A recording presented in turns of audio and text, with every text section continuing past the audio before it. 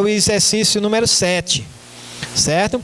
E aí, agora a gente vai inverter. Vocês vão fazer primeiro, tá? E com as dicas que eu dei para vocês aí. Sim, eu lembrei o que é que eu ia perguntar. Se eu colocar algum vídeo aqui, sai para o pessoal de casa também o som? Sai, né? Pronto, show de bola. Eu perguntei isso porque tem uma parte que é da parte de horas extras noturnas, que tem um vídeo que eu gravei para o meu curso lá, que eu acho assim que tá bem explicadinho, sabe? Porque talvez fique melhor do que eu falando aqui, eu exibir esse vídeo para vocês. Mas antes, vamos fazer esse exercício. Se não der certo eu mostrar o vídeo agora, a gente faz ele no início da tarde, depois do almoço, tá? Então, eu vou só dar umas dicas para vocês desse exemplo 7, para que vocês não fiquem perdidos, tá? Ó, aqui já tem aquelas informações básicas lá da tela lá para preencher, tá? Aqui, ó, é aquela situação que eu disse para vocês, são valores pagos. Deixa eu aumentar. Tem valores pagos a título de adicional noturno nos contra-cheques. O que foi que aconteceu aqui? O cara pagava, o empregador pagava R$80 mensais de adicional noturno. E a sentença deferiu o adicional noturno também. Então você precisa deduzir esses R$80 em cada um dos meses na verba que vocês forem calcular de adicional noturno. Aquela história que eu disse para vocês, quando vocês forem calcular a hora extra, se no contra-cheque tiver hora extra paga, você tem que fazer a dedução, tá? E o resto é tranquilo, ó. Verbas que vocês vão calcular: 120 adicionais noturnos, né, com adicional de 20%, tá? É uma daquelas situações que me perguntou, quando é que você usa o multiplicador 0,50 e usa o multiplicador 1,50? Nesse caso aqui, você vai usar o multiplicador 0,20, mas a verba já está pré-cadastrada. Quando você clicar lá em adicional noturno, ele já vai puxar esse multiplicador, 20%. O adicional noturno, eu vou aproveitar e dar umas dicas aqui para vocês sobre adicional noturno. O adicional noturno, para o empregado urbano, são aquelas horas trabalhadas entre 22 horas e 5 horas da manhã. Essas horas extras noturnas, elas têm uma redução ficta, que elas só valem 52 minutos e 30 segundos. Então, quando o empregado trabalha 7 horas, de 22 horas às 5 da manhã, dá 7 horas de relógio. Ele recebe 8 horas de adicional noturno. Cada hora é um adicional. Tá? Cada hora de trabalho no horário noturno é um adicional. O sistema, ele calcula isso automático, tanto puxando do cartão de ponto. Se você digitar no cartão de ponto lá o horário que o empregado trabalhou, ele vai puxar essas horas noturnas, como você informando. Nesse caso aqui, vocês vão informar na mão. São 100, do jeito que a gente fez com as horas extras, são 120 adicionais. A gente não marcou 50 horas extras lá? Aqui vocês vão marcar 120 adicionais. Mensais, tá? Quando você botar lá 120, ele já vai jogar para o período todo, tá? E calcular os reflexos desse adicional, só isso. O diferencial aqui vai ser esse adicional que foi pago, que vocês vão lançar, criar um histórico, tá? Vocês vão criar um histórico de R$80 desse período aqui, ó. E quando vocês forem calcular verba adicional noturno, vocês vão lançar a base de cálculo desse adicional noturno e lá embaixo no valor pago vocês vão deduzir essa verba aqui, ó.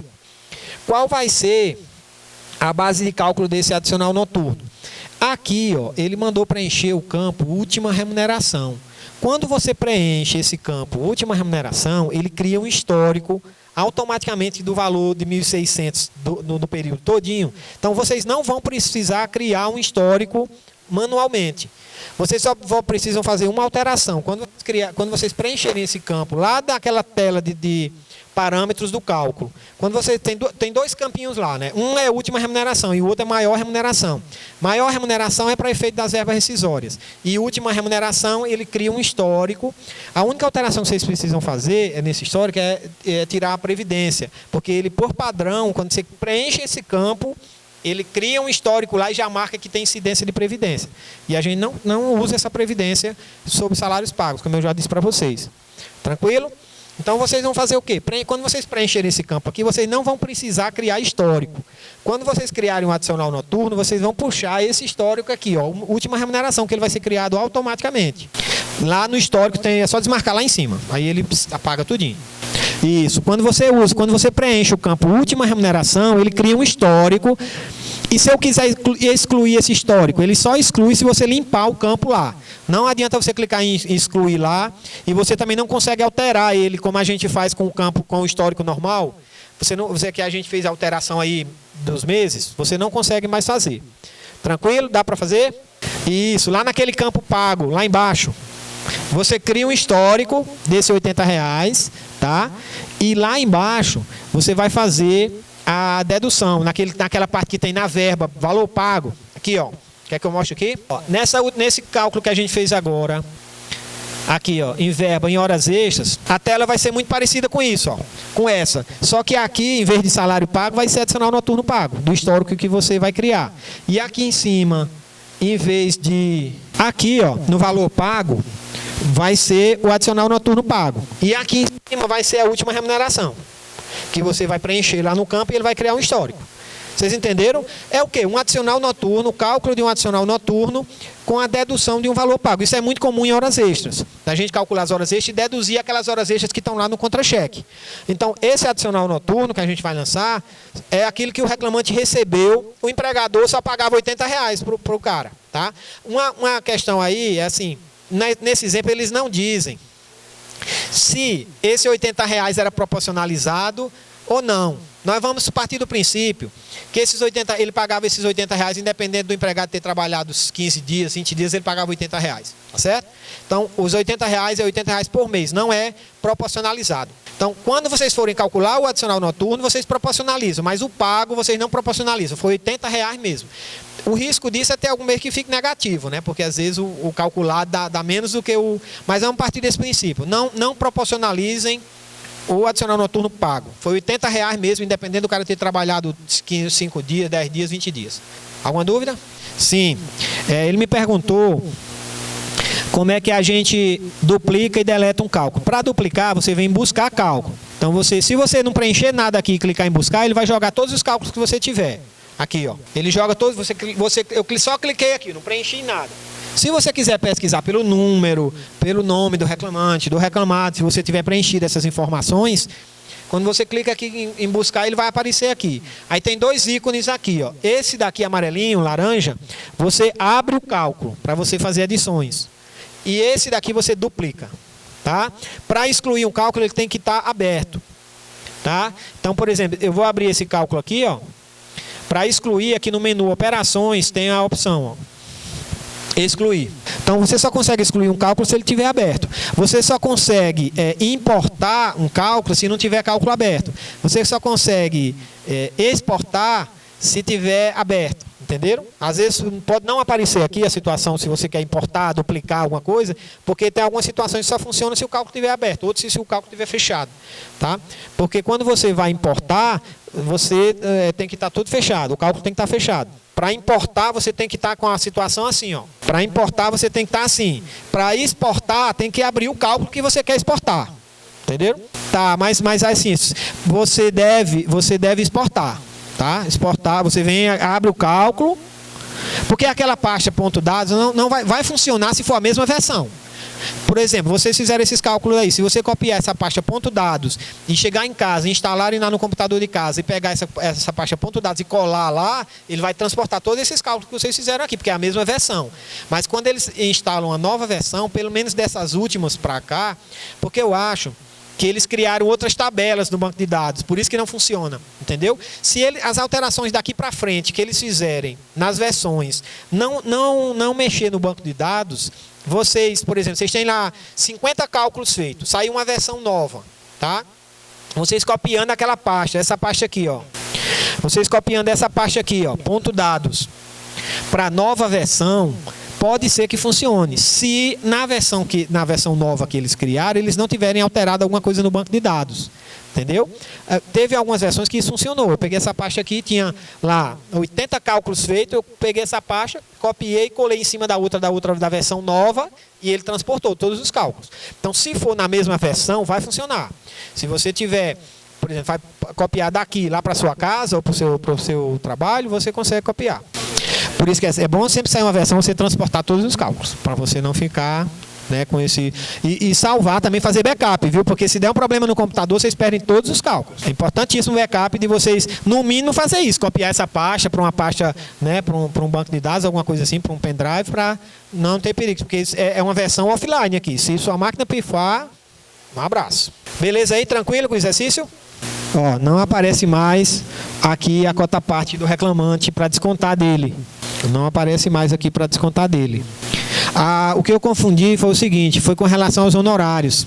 Nos honorários é que tem a opção de você descontar os créditos do reclamante ou cobrar depois, né? Ou não descontar do crédito dele, para depois o advogado entrar com ação na Justiça Civil para descontar. Na parte da Previdência é só isso mesmo.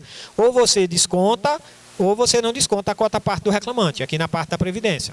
Então, não é que a tela era diferente antes não, porque eu estava confundindo com a tela dos honorários, que lá tem a descontar do reclamante ou cobrar do reclamante. Tá? Normalmente aqui é assim, ó. E agora tem essa opção aqui também, é uma opção dessa versão nova, com correção trabalhista. Se você quiser corrigir a cota parte do reclamante, aí você corrige. Se você entender que não, porque na realidade o reclamante ele não deu motivo para esse atraso, né? O atraso da cota parte dele foi porque a empresa não pagou as verbas no tempo adequado. Então bateu aí, né? Vamos olhar, deixa eu olhar aqui se tem mais algum exercício aqui que vale a pena a gente fazer. Como o assunto hoje é horas extras, deixa eu ver se tem um aqui de horas extras com cartão de ponto. Esse aqui é legal. Exemplo 9. Mas antes da gente fazer isso aí, eu preciso mostrar para vocês como é que a gente faz com relação a essa jornada de trabalho. Eu vou mostrar para vocês aqui essa tela aqui, ó, cartão de ponto. Quando a gente fez aquele cálculo de hora extra, a gente importou, a gente lançou a quantidade, não foi 50 horas extras, mas o sistema PJ Calc ele permite que a gente faça 3 tipos de operações com cartão de ponto. Tá? A gente pode lançar o cartão de ponto numa planilha do Excel, os horários mesmo lá, entrou 7, saiu 11, entrou 13, saiu 17, e o sistema importa essa planilha do Excel e calcula as horas extras, calcula tudo. Ou a gente pode importar só os totais do Excel também, lançar lá. Você já apurou, por exemplo, você pegou o cartão do ponto lá do reclamante e contou nos dedos lá e disse, ó, são tantas horas extras noturnas, tantos adicionais noturnos, tantos intervalos, tal, e fazer uma tabela no Excel e importar só os totais e usar no sistema PJ Calc. E a terceira opção é você digitar os próprios horários dentro do cartão de ponto do PJ Calc. Tá? Você vai lançar lá o horário, de 8 às 12, de 13 às 17, tal, bonitinho, e o sistema vai calcular tudo. Tá? Então, nessa tela aqui, ó, de cartão de ponto, para que serve isso? Para a gente digitar o cartão de ponto ou fazer essas importações que eu disse e depois utilizar lá nas verbas. Naquele campo de horas extras aqui, ó, nesse campo aqui, ó, importar do cartão de ponto, que aqui não aparece nada, ó, porque não tem nenhum cartão cadastrado nesse processo, nesse cálculo. Mas aí você vem aqui em cartão de ponto e eu vou mostrar para vocês aqui como é que funciona. É uma tela bem completa aqui, ó. Vamos respirar fundo aqui agora, para a gente ver aqui como é que funciona isso aqui, certo? Toda calma nessa hora, tá? Primeiramente, essa tela ela é formada por grupos, né? Tem um grupo aqui, depois tem um grupo aqui mais embaixo. Esse primeiro grupo, você vai marcar como é que você quer calcular. O que você quer calcular. Por exemplo, se você não quiser apurar horas extras, quiser apurar só outras verbas, você vai marcar esse primeiro item. Se você quiser apurar horas extras excedentes da jornada diária, aquele exemplo que eu dei, o cara trabalhou, ele vai considerar tudo que ultrapassar a jornada diária. Que jornada diária? Essa jornada diária aqui, ó. Aqui, ó, onde tem jornada de trabalho padrão. O que você marcar aqui, o que ultrapassar isso daqui, o sistema vai entender como extra. Então, se você marcou aqui, ó, que numa segunda-feira é 8 horas, se numa segunda-feira ele trabalhar 9 horas, e você marcar aqui em cima horas extras pelo critério, pela jornada, horas extras excedentes da jornada diária, ele vai calcular uma hora extra aqui nesse mês, em todas as segundas-feiras que ele tiver ultrapassado 8 horas. Se você marcar horas extras, vamos pular a súmula 85 por enquanto. Se você marcar horas extras excedentes da jornada semanal. Que jornada semanal? Essa daqui, ó.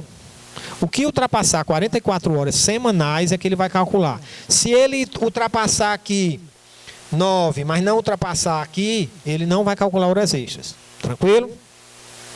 Horas extras pelo critério mais favorável, ele vai usar os dois sistemas. O que for mais vantajoso para o reclamante, ele calcula. Se diária for melhor, ele calcula diária. Se semanal for melhor, ele calcula. Tem juiz que já diz assim, horas extras pelo critério mais favorável. Então aqui ele vai calcular. Horas extras excedente da mensal, eu nunca vi de você dizer que tantas horas extras que exceda 188 horas mensais. Mas, se for o caso, você vai ter aqui. Além disso, você pode considerar os feriados. Você pode calcular horas extras aos feriados em separado. Isso é muito comum, tá? O juiz dizer assim na sentença que defiro tantas horas extras nos feriados trabalhados. E aí, para você saber, o sistema aqui ele já vai calcular, já vai trazer uma coluna com as horas extras dos feriados em separados. Quais feriados? Aqui ele vai entender só os feriados nacionais, né? E os regionais que tiverem cadastrado no regional, tá? Naquela tabela que vocês baixam lá. Daí a importância de vocês baixarem a tabela certa. Do mesmo jeito, horas extras aos domingos em separado. Então, o que ele ultrapassar a jornada no domingo, o sistema vai trazer numa coluna separada para você calcular uma verba separada para isso. Horas extras aos sábados e domingos em separado. Isso é comum também, porque às vezes tem uma convenção coletiva que diz que as horas extras de segunda a sexta é 50% e as horas extras no sábado e domingo é 60%. Aí, como é que você vai fazer isso num cartão de ponto normal? Dá uma mão de obra desgraçada para você pegar todo sábado e domingo e separar quantas horas. Então aqui já faz tudo automático. Se você marcar essa opção aqui, horas extras aos sábados e domingos em separado, ele vai trazer essa quantidade separada, você só vai jogar lá na verba e pronto. Isso aqui, a tolerância, tem um artigo na CLT que eu não sei se foi, eu acho até que foi revogado agora nessas últimas alterações aí, que aquela questão da tolerância, quando o empregado ele pode chegar mais tarde, 5 minutos e por turno, né? E desde que não ultrapasse 10 minutos no horário, que não vai ser considerado como hora extra. Se tiver essa situação, você marca aqui e de acordo com o que você marcar no ponto, ele vai considerar. Essa parte aqui, ó, considerar a jornada diária nos feriados trabalhados e considerar a jornada diária nos feriados não trabalhados. É o seguinte, vamos dizer que o critério que você vai calcular a hora extra seja 44 horas semanais, né? O que ultrapassar 44 horas semanais. Só que um dia da semana foi feriado. Então, o empregado trabalhou, por exemplo, 10 horas num dia, 9 horas no outro, 10 horas no outro dia, mas como tinha um feriado no meio, quando você somar tudo, não vai dar 44 horas, só vai dar 40 horas. Então, o cara trabalhou pra caramba, 2 horas por dia extra, mas não vai receber hora extra porque não ultrapassou a jornada semanal. Aí, se você marcando essa opção aqui, ele vai considerar aquele dia feriado como 8 horas. Entendeu? Então, quando você somar com 8 horas, vai ultrapassar a jornada semanal. Então, assim, eles fizeram aqui uma série de marcadores para você envolver o máximo de situação possível que vocês vão encontrar no dia a dia. Períodos de descanso, também. Se você quiser saber, apurar feriados trabalhados. É muito comum também o juiz dizer assim, vai pagar os feriados trabalhados, que o empregado trabalhou. Então, você vai marcar aqui. E se você tiver digitado o cartão de ponto dele, quando for feriado, o sistema vai contar separado para você pagar aqueles dias que foram trabalhados em feriado. Apurar domingos trabalhados do mesmo jeito, apurar sábados e domingos trabalhados. Apurar a supressão do intervalo 384 da CLT. Esses 3 intervalos aqui, eu não me lembro a ordem dos artigos aqui, mas por exemplo, esse último aqui é aquele caso da câmara fria. O empregado que trabalha em câmara fria, ele tem que ter um intervalo de pelo menos 1 hora e 40 minutos, um intervalo de 20 minutos a cada 1 hora e 40 minutos de trabalho, né? Porque ele fica mudando do ambiente frio para o ambiente quente, ele tem esse período. Esse primeiro aqui, eu acho que é o do digitador. O digitador também, a cada 50 minutos, se não me engano, ele tem 10 minutos de intervalo. Então, se você marcar essa opção aqui e você lançar a jornada de trabalho dele lá, ele vai calcular esses intervalos e vai pagar como extra. Tá? Porque o normal é ele ter esse descanso, mas quando a empresa não respeita isso, bota o digitador para trabalhar 10 horas seguidas digitando, sem dar esses intervalos o juiz defere como hora extra. Então, como é que você vai apurar isso no dedo para você saber quantos descansos ele vai ter? O sistema vai fazer. Se você pegar aqui no caso, você marcar A cada 1h40 de trabalho, o sistema vai calcular 20 minutos de intervalo. E esses 20 minutos ele vai sair numa coluna separada para você usar na verba lá quando você for cadastrar.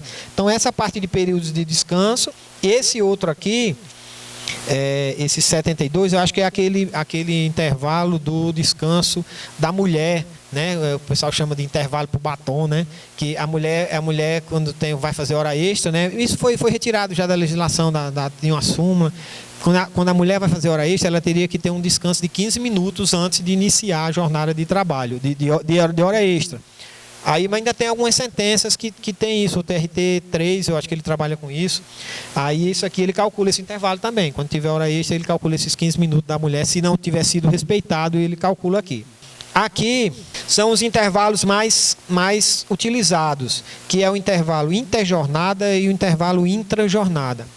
O intervalo interjornadas é, como o próprio nome diz, entre as jornadas. O empregado, ele é obrigado a ter pelo menos 11 horas de descanso entre uma jornada e outra. Por exemplo, o empregado na segunda-feira, ele trabalhou até 9 horas da noite. Com 11 horas, isso aí dá o quê? 8 da manhã, né? Ele não pode entrar no trabalho antes de 8 horas da manhã. Se ele entrar às 7, essa hora de 7 às 8 é considerada hora extra. E o sistema faz essa apuração aqui. Você digita a jornada dele lá e ele vai calcular essa hora extra aqui entre uma jornada e outra. E no fim de semana a mesma coisa. Se ele trabalhou na sexta-feira até as 10 horas da noite, ele só pode entrar na segunda-feira às 9 horas da manhã. Se ele entrar antes, o sistema vai contar isso aí para você calcular a hora extra. O juiz defere e você marca esse intervalo aqui. Esse intervalo intrajornada são duas situações. Quando o empregado trabalha em jornada de 4 até 6 horas, os bancários, por exemplo, eles têm que ter um intervalo de 15 minutos. Se não for respeitado isso, você vai marcar aqui e o sistema vai calcular. E em jornada superior a 6 horas, né, ele tem que ter 1 hora para almoço. Se ele não tirar essa hora de almoço, de 1 hora, ele vai também tem que calcular, o sistema vai calcular esse intervalo também, tá? Automático. Aqui é o fracionamento do intervalo intrajornada, né, que agora pode ser fracionado pela reforma trabalhista. O empregado pode ter vários intervalos, 15, 20, 30, né, desde que principalmente motorista de ônibus. Tem uma legislação na CLT, uns artigos na CLT específico, que o motorista de ônibus ele pode tirar 15 minutos, meia hora, depois mais 15 minutos, até completar 1 hora. Aí você marcando aqui, o sistema vai observar isso para contar isso como intervalo. E aqui é apurar a supressão do intervalo intrajornada, conforme o parágrafo 4º do artigo 71 da CLT. Isso aqui Não, o parágrafo 4º é a prorrogação, não é? Não, esse de 1 hora é aqui, ó. Não, eu sei, mas esse aqui é outra coisa. Isso aqui, salvo engano... Leia aí o parágrafo 4º do artigo 71. Eu lembrei o que é, porque antes dessa alteração que sofreu esse parágrafo 4º, se o empregado tivesse, por exemplo, 1 hora de almoço, né? Ele tirou 50 minutos. Os juízes deferiam 1 hora completa. Porque assim, diziam que o intervalo do almoço não foi respeitado. Então tem que ser 1 hora. E o cara só faltou 10 minutos para ele completar 1 hora. Com essa alteração que teve nesse parágrafo 4º aí, vai ser deferido só os 10 minutos. Se você marcar essa opção aqui, ó, se você não marcar, ele calcula 1 hora. Mas se você marcar, ele vai calcular só 10 minutos. Entenderam? Essa alteração da legislação, porque antes calculava integralmente e agora calcula isso, tem reflexo em horas extras, em aviso, férias, 13º salário, e agora é indenizatório, não conta para nenhum fim, né? A partir dessa alteração aí foi da reforma trabalhista. Aqui, o adicional noturno, tá? O adicional noturno, que é aquela questão que eu disse para vocês. O adicional noturno, eles poderiam ter deixado isso aqui aberto, né? Porque tem outras situações, tá? Eles colocaram 3 horários aqui: o agrícola, a pecuária e o urbano, o trabalhador urbano. Mas tem, por exemplo, o advogado, que o horário noturno dele é a partir das 20 horas. Tem o portuário, que o horário noturno dele, salvo engano, é a partir das 19 horas. Tem outras situações que eles não botaram aqui, mas, enfim. Aqui você vai dizer, né, o empregado que trabalha na atividade agrícola, o horário noturno é de 21 às 5, Da pecuária, 20 às 4. A gente estuda muito isso para concurso, quem faz concurso trabalhista, né? E a atividade urbana de 22 às 5 da manhã. O mais comum é isso aqui, por isso que ele já vem marcado aqui por padrão, né? Que é o empregado normal urbano. Aqui, ó, que você vai marcar, apurar horas noturnas. Então, por exemplo, nós fizemos um cálculo agora de um adicional noturno, né? Aí nós botamos lá 120 adicionais noturnos por mês.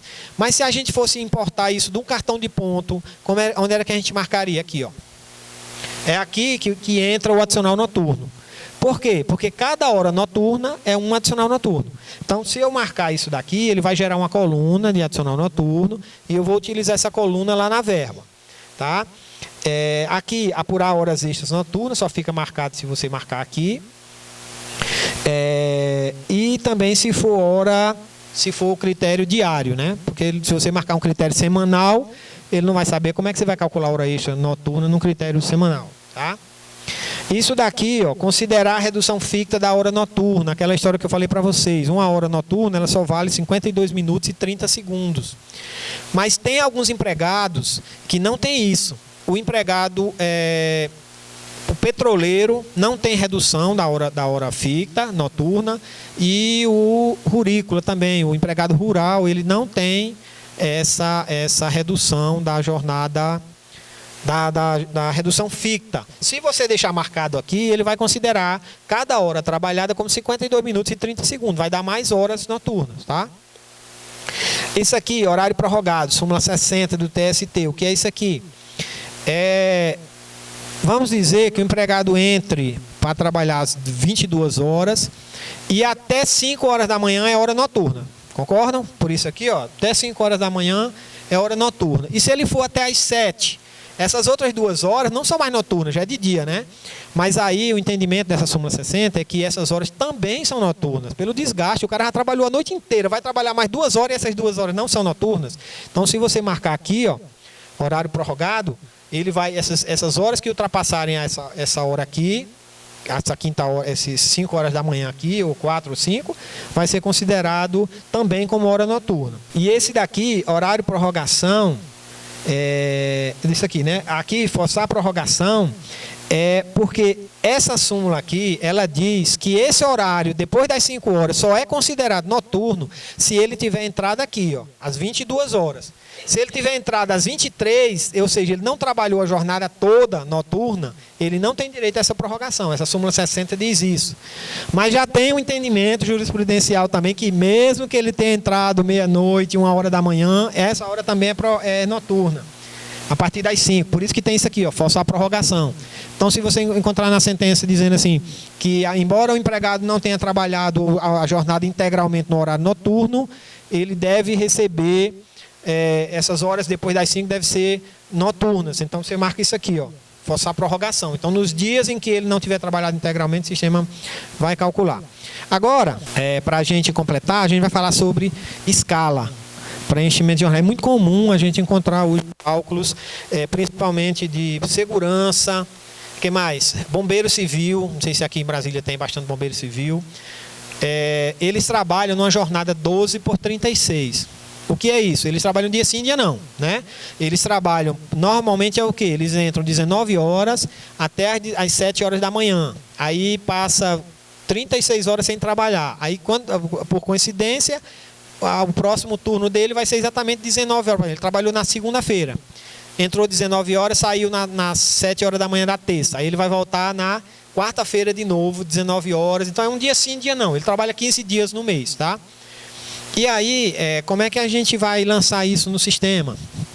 A gente aqui tem a possibilidade de você criar escalas, ó. Então aqui você vem aqui, seleciona a escala 12 por 36, ó, ele já joga duas linhas aqui e você bota qual é o horário que o empregado vai iniciar a escala, 19 horas, por exemplo. E quantidade de dias são essas linhas aqui, ó. Ele já jogou 2 aqui por padrão. Então ele já preencheu aqui, ó, tá vendo? 19 às 7. Quando eu salvo isso daqui, ó, ele cria aqui um cartão de ponto com essas configurações que eu marquei. E se eu vier aqui, ele lançou aqui. Se eu vier aqui em grade de ocorrências, ele mostra, ó, ele preenche em todo o período, todo o contrato de trabalho, ele preenche essa escala que eu joguei, ó, 19 às 7. tá? Então, aí vamos dizer que seja 19 às 9, você marca lá e ele já vai preencher, já facilita a vida da gente. Ele já vai calcular as horas extras em cima disso aí.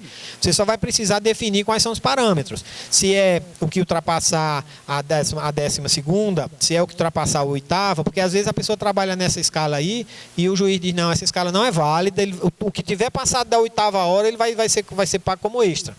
Ou então o que tiver passado da 44ª semanal. Então aqui, voltando aqui, tá? Essa escala, vou entrar aqui de novo no cartão de ponto. Essa escala é uma das maneiras de eu preencher a jornada do empregado. Mas aqui eu tenho mais duas situações. Essa aqui é a mais comum, ó, que é a que vocês vão utilizar nessa simulação aí, nesse exemplo que eu vou dar para vocês. Vocês vão marcar o horário aqui, ó, programação semanal, tá? Vou voltar aqui, tá? Voltar aqui. Vou excluir esse cartão. Ó, vocês vão entrar em cartão de ponto, novo, vão preencher aqui as configurações que vocês quiserem, que precisar fazer. E aqui, ó, vocês vão marcar programação semanal. E aqui vocês vão marcar os horários que tem lá. Ele diz lá, segunda-feira o empregado trabalhou em tal horário, quarta-feira em tal horário, sexta-feira em tal horário. Quando vocês preencherem isso daqui, ó, se eu colocar um horário aqui de 8 às 12, de 13 às 19 e salvar, ele fechou o cartão, mas ele está aqui. Se eu vier aqui em grade de ocorrências, está aqui, ó, tá vendo? Ó, todas as segundas-feiras preenchidas. Aí aqui em cima, ó, tem os meses que eu posso alterar na mão. Então eu posso vir aqui no mês 3, altero e salvo. Tem sempre que salvar. Então aqui, por exemplo, nesse primeiro aqui, que é mês 6 de 2006, se eu lançar aqui, que nessa quinta-feira ele entrou às 9 e saiu às 15, quando eu salvar aqui, ó, ele vai marcar só desse período, foi 6, né? Mês 6. Tá aqui, ó, 9 às 15. Ele só nesse dia aqui que eu fiz essa alteração. Aqui também tem uma marcaçãozinha aqui, ó. Quando a gente vai preenchendo, ele vai marcando aqui em cima. Porque se eu quiser excluir um turno desse completo nesse mês, eu basta desmarcar aqui que ele vai excluir, ó. Se eu quiser excluir esse turno aqui, ó, ele limpa. Tá? Então aqui você vai lançar, à medida que você for lançando, certo? O que você preencher lá, ele vai preencher aqui. Se você não tiver se não for um horário muito uniforme, você vai ter que lançar na mão mesmo, né? Mês a mês aqui, tá? Botar o estagiário para fazer isso, né?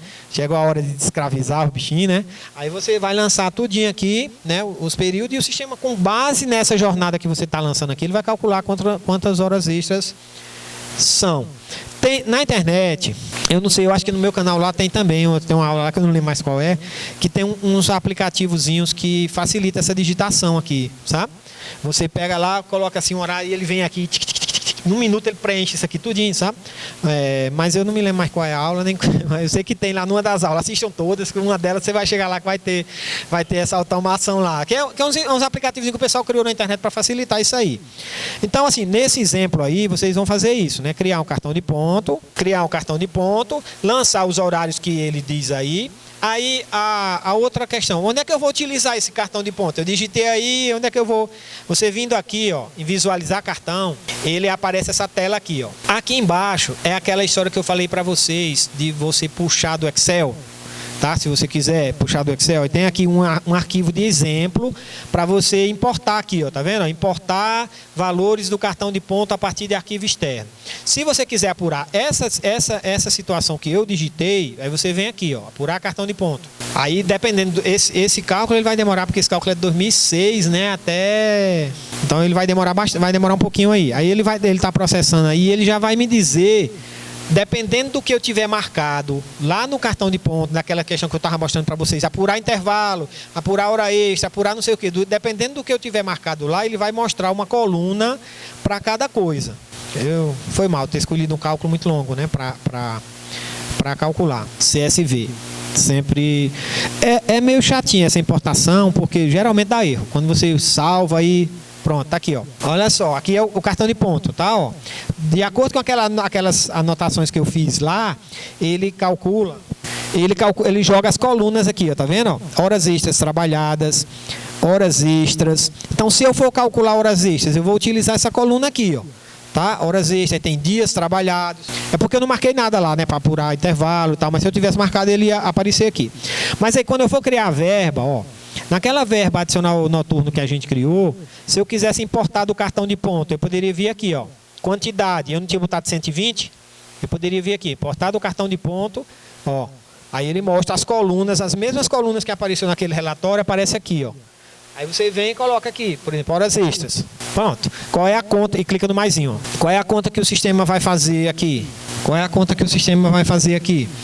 A base salarial dividido por 220 vezes 0,20 vezes essa quantidade de horas extras em cada um dos meses. Tá? Aqui no cartão de ponto, se eu quiser alterar alguma coisa, tá? Por exemplo, se eu vier aqui em grade de ocorrências e alterar um horário desse, ele não altera automaticamente, tá? Isso é importante. Não altera, se eu botar aqui, por exemplo, 23 horas, vai aumentar um monte de hora extra aqui, né? Salvei. Mas se eu vier aqui, ó, no cartão de ponto, em apurar, em visualizar cartão, ó, ele está do mesmo jeito, não mudou nada. Por quê? Porque eu preciso excluir essa apuração e depois excluir e apurar de novo. Não é o cartão de ponto que eu estou excluindo, é só a apuração, tá? Preciso excluir, porque às vezes você, eu esqueci tal coisa, esqueci o intervalo, esqueci não sei o quê. Aí você vai, altera lá e depois você imprime de novo, você apura de novo, ó. Quando eu estou aqui em cartão de ponto, se eu clicar em visualizar cartão, ele não aparece mais aquelas colunas, ó, porque eu tenho que apurar, tá? Então, basicamente, com relação... Faltou eu falar para vocês só sobre a súmula 85 do TST. Mas eu acho que, como eu digo, tanto a súmula como a parte de horas extras noturnas, eu acho melhor passar um vídeo que eu gravei sobre isso, que eu acho que está mais didático do que eu mostrar aqui para vocês. E a gente só tira as dúvidas aqui depois do vídeo. Então vamos ver. Primeiramente, então, eu acho que são 2 vídeos que eu quero mostrar para vocês. Eu vou mostrar um de horas extras aqui. Esse vídeo ele fala sobre a súmula 85 do TST, que é aquela súmula que fala sobre a compensação de jornada, tá? Que quando o empregado trabalha com compensação de jornada e essa jornada não é reconhecida, o juiz defere só o adicional sobre essas horas e não a jornada e não as horas extras completas. Fez aqui mais nessa aula do nosso curso. Nessa aula nós vamos falar sobre contagem de horas extras, sobre jornada semanal, sobre jornada diária, sobre critério mais favorável, sobre súmula 85 do TST. Finalmente você vai entender como funciona a súmula 85 do TST e todas as nuances que envolvem essa matéria. Então vamos dar início à nossa aula do guia definitivo sobre horas extras.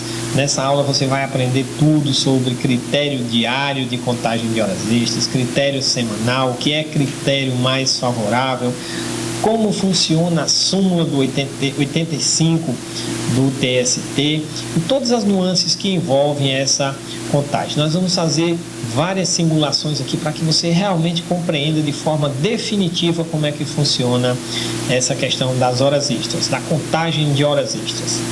Porque é muito comum a gente ver uma certa confusão na contagem de horas extras. Eu estou aqui com o texto da súmula, mas antes de a gente falar sobre ela, eu quero fazer alguns outros comentários. Primeiramente, nós vamos dar uma olhada aqui na Constituição Federal, artigo 7º, inciso 13 da Constituição Federal, que é bastante conhecido nosso, né? A gente já estuda isso há muito tempo, mas é importante a gente fazer aqui algumas ponderações. Diz o seguinte, o inciso 7º da Constituição Federal. O primeiro caput, que diz que são direitos dos trabalhadores urbanos e rurais, além de outros que visem a melhoria de sua condição social. E o inciso 13 diz: duração do trabalho normal não superior a 8 horas diárias e 44 semanais. Facultada a compensação de horários e a redução da jornada mediante acordo ou convenção coletiva de trabalho. E aí notem que essa conjunção I eu botei aqui vermelhinha. Por quê? Porque quando a Constituição Federal diz que a duração do trabalho normal não pode ser superior a 8 horas diárias e 44 horas semanais, na verdade, a gente fazendo aí uma interpretação semântica desse dispositivo, o que a Constituição quer dizer é que não pode haver, o empregado não pode trabalhar mais do que 8 horas diárias ou 44 horas semanais. Não é que ele não possa trabalhar os dois juntos, não possa ultrapassar essa jornada de forma conjunta. Ele não pode ultrapassar nem a jornada diária e nem a jornada semanal. Essa é a essência desse dispositivo 13 do artigo 7º da Constituição Federal. Então, o empregado ele só pode trabalhar 8 horas diárias ou 44 horas semanais. Ele não pode ultrapassar esses critérios. Mas nós vamos ver isso na prática com toda a calma. Então, nós vamos ver aqui, passando aqui para o próximo slide, eu tenho aqui um exemplo para que a gente possa sedimentar bem essa informação. Vamos aqui nos ater a essa primeira linha dessa tabela. Nós temos aqui a jornada normal, o melhor dos mundos, né? Que o empregado trabalha 8 horas de segunda a sexta e 4 horas aos sábados, totalizando 44 horas semanais. Então ele não fez nenhum tipo de horas extras, aqui, ele trabalhou 8 horas, que é o limite que a Constituição permite. E no sábado ele trabalhou apenas 4 horas, então ele trabalhou 44 horas semanais. Lembrando que essa questão das 4 horas no sábado é uma ficção do costume brasileiro, em razão do fim de semana, para que o empregado tenha mais tempo para usufruir com sua família, mas nada impede que o empregador determine que o empregado venha trabalhar, por exemplo, 7 horas e 20 minutos de segunda a sábado, porque se você somar essa jornada aí vai dar exatamente 44 horas semanais. Então ele não vai estar infringindo nenhum dos critérios estabelecidos na Constituição, que é 8 horas diárias e 44 horas semanais. Então ele pode trabalhar 7 horas e 20 minutos em cada um dos dias da semana. Na segunda linha aqui, nós temos algo bem interessante. O empregado ele trabalhou nos dias de segunda, quarta, quinta e sexta 8 horas. Na terça ele trabalhou 9 e no sábado ele só trabalhou 3 horas. A jornada semanal deste empregado foi 44 horas semanais. Mas na terça-feira ele trabalhou 1 hora a mais do que 8 horas. Então, por esse critério diário aqui, o empregado teria direito a receber, sim, 1 hora extra na terça-feira. Como eu disse para vocês, a Constituição Federal diz que o empregado não pode trabalhar mais do que 8 horas ou 44 horas. Então, nesse caso aqui, ele teria direito a receber 1 hora extra. Daí eu estou falando isso para que você possa mais na frente entender como é que funciona a súmula 85 do TST. Então, se a gente for olhar agora essa terceira linha dessa tabela, nós temos uma situação um pouco diferente. O empregado trabalhou de segunda a sexta 8 horas e no sábado ele trabalhou 5 horas. Então ele trabalhou durante a semana 45 horas. E aí, notem a situação inversa nesse critério semanal. Ele tem direito a receber 1 hora extra porque ele ultrapassou a jornada semanal, ele trabalhou 1 hora extra a mais.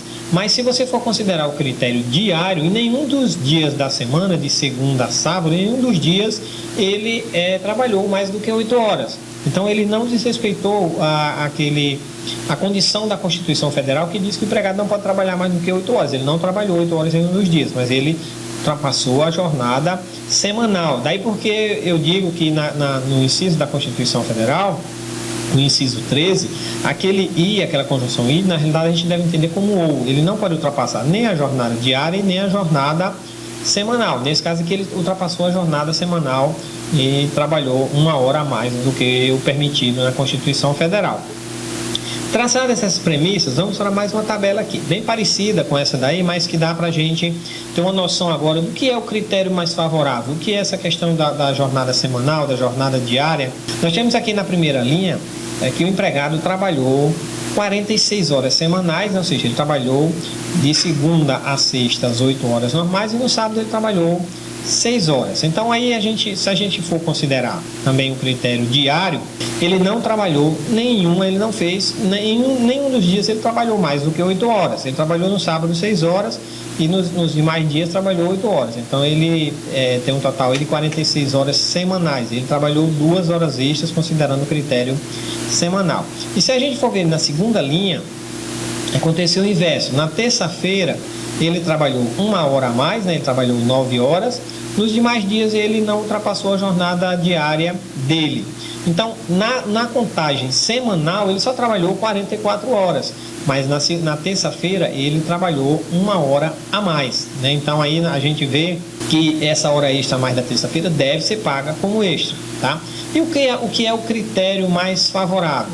Vamos olhar agora essa terceira linha para a gente entender um pouquinho melhor. Nós temos aqui que o empregado trabalhou 45 horas durante a semana, né? Ele trabalhou na segunda, quarta, quinta e sexta 8 horas, trabalhou 10 horas na terça e trabalhou 3 horas no sábado. Então, se a gente for considerar o critério semanal, ele fez 1 hora extra. Se a gente for considerar o critério diário, ele fez 2 horas extras. Daí que entra a questão do critério mais favorável. Se você escolher dentro do PJ Cálculo o critério mais favorável, nessa situação aqui, nessa semana aqui, ele vai receber 2 horas extras e não uma só. Porque se você marcar o critério semanal, o empregado só vai receber 1 hora. Se você marcar o critério diário, ele vai receber 2 horas. Se você escolher o mais favorável, lógico que o mais favorável é o diário, ele vai receber aí 2 horas extras, porque ele trabalhou, era para trabalhar 8 horas, ele trabalhou 2 horas. Então, isso é o critério mais favorável. Então, quando você marca lá no PJK o critério mais favorável, em todo o período que você está calculando, ele vai fazer essa ponderação mês a mês e verificar semana a semana qual é o critério mais favorável.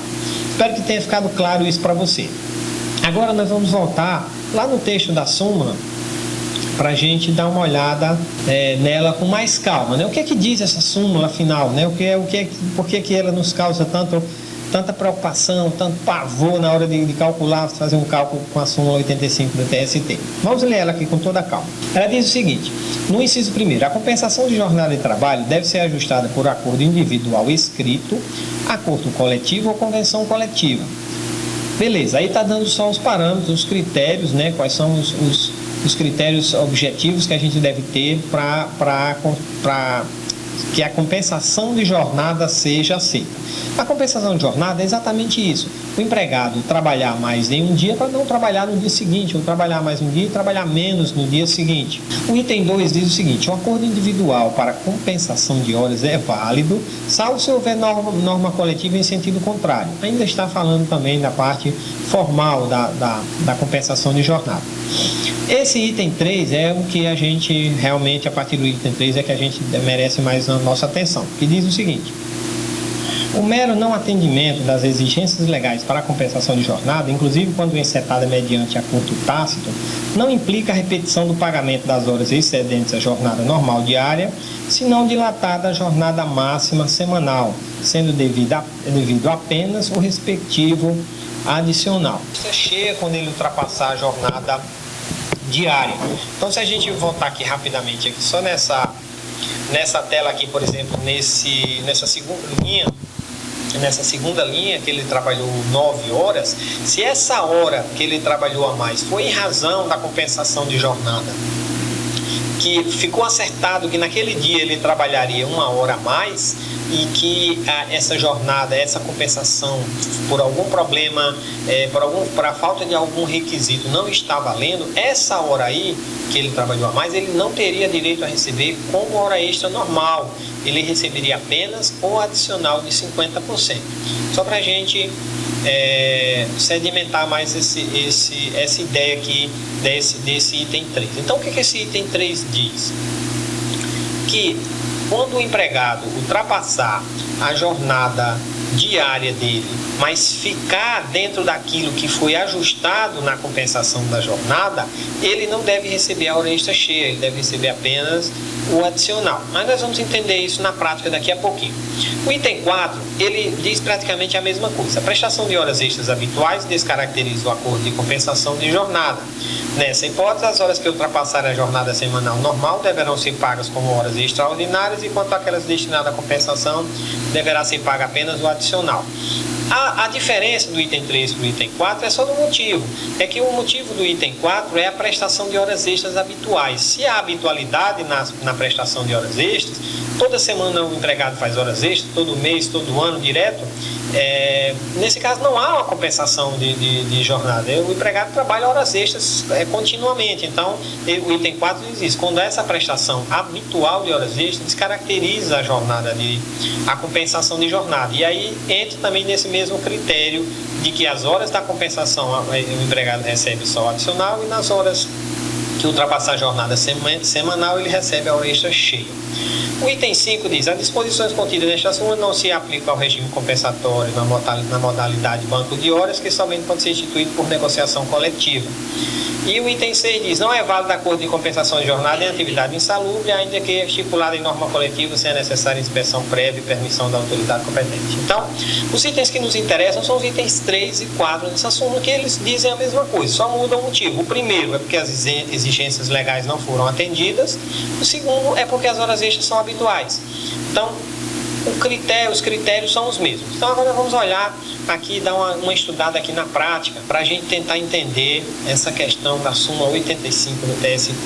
Então vamos lá, eu tenho aqui uma tela parecida com a anterior, para que a gente possa compreender essa questão. Essa primeira linha diz o seguinte, que representa a compensação, que foi ajustado entre o empregado e o empregador para fazer essa compensação de horários. Então, o que foi que ficou ajustado? Que o empregador chegou para o empregado e disse: olha, você vai trabalhar 48 minutos a mais de segunda a sexta-feira, ou seja, 8 horas e 48 minutos em cada um desses dias. Você não precisa vir trabalhar no sábado.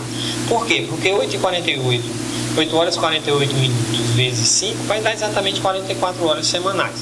Beleza, se essa compensação for válida, se ela preencher todos os requisitos, se ela não for habitual, se essas horas extras não forem habituais, o empregado não vai receber nada além do salário dele mensal por esse trabalho, porque ele só trabalhou 44 horas semanais. Então, dentro desse critério, nós temos a seguinte situação.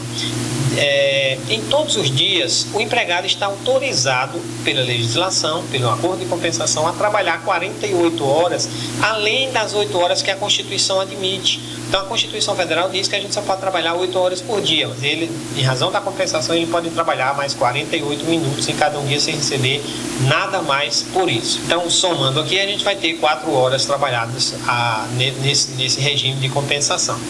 Agora, vamos dizer que, efetivamente, o empregado tenha trabalhado essa jornada da terceira linha, 8h48 na segunda, 9 horas na terça, 8h48 na quarta, 9h48 na quinta, 8h48 na sexta, e ele não trabalhou no sábado. Então, a gente somando todas as horas trabalhadas na semana, nós temos aí que o empregado trabalhou 45 horas e 12 minutos. Então, uma coisa que não se discute, ele tem direito a receber 1 hora e 12 minutos, porque ele ultrapassou a jornada semanal de 44 horas semanais que a Constituição permite. E quantas horas ele teria direito a receber, quantos adicionais apenas ele teria direito a receber? Notem que aqui de segunda a sexta-feira ele só poderia trabalhar 48 minutos em cada um desses dias. Então, até 48 minutos ele recebe apenas um adicional. O que ultrapassar esses 48 minutos em cada um dos dias, ele recebe como extra. A contagem é bastante simples. Então vamos lá, dia a dia. Na segunda-feira, ele trabalhou 8 horas e 48 minutos. Então os 48 minutos está dentro do limite, né, de compensação. Ele vai receber o quê? Apenas o adicional, que está nessa quarta linha dessa tabela, 48 minutos de adicional. A título de horas extras, nessa segunda-feira ele não vai receber nada, porque ele não ultrapassou a jornada semanal, né? Ele não trabalhou mais do que 8 horas e 48 minutos. Na terça-feira ele trabalhou 9 horas, e aí já tem um diferencial, ele vai receber o adicional de apenas os 48 minutos, que é o que está dentro do limite da compensação. O que ultrapassar esses 48 minutos ele vai receber como extra. Então ele vai receber aqui 12 minutos como extra. 48 minutos ele recebe apenas o adicional, 12 minutos ele recebe como hora extra. E assim vai, e assim sucessivamente. Na quarta ele não vai receber só o adicional dos 48 minutos. Na quinta, ele trabalhou 9 horas e 48 minutos. Então, ele vai receber 48 minutos do adicional. Ele nunca, nessa situação aqui, vai receber de adicional mais do que 48 minutos em um dia. Ele pode receber menos, né? Pode acontecer de um dia, por exemplo, ele só trabalhar 8 horas e 30 minutos. Então, ele vai receber 30 minutos de adicional naquele dia. E não vai receber horas extras, porque ele não chegou nem a trabalhar o período da compensação todo. Nessa quinta-feira aqui, ele vai receber 48 minutos de adicional e vai receber 1 hora extra.